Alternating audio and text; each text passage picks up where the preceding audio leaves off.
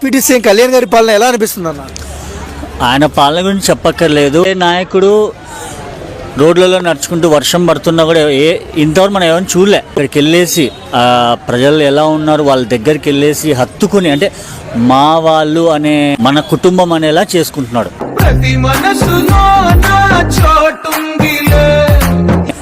Other రాజకీయ నాయకుడిలో ఏంది,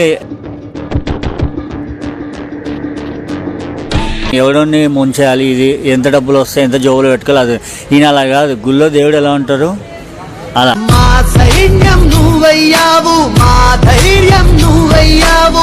పూర్వంలో దేవుడు మనిషి రూపంలో వచ్చేసి ప్రజల కష్టాలు తెలుసుకొని మనిషి రూపంలో దేవుడు, అలా ఈయన ఇప్పుడు ఇలా వచ్చేస్తున్నాడు అనమాట.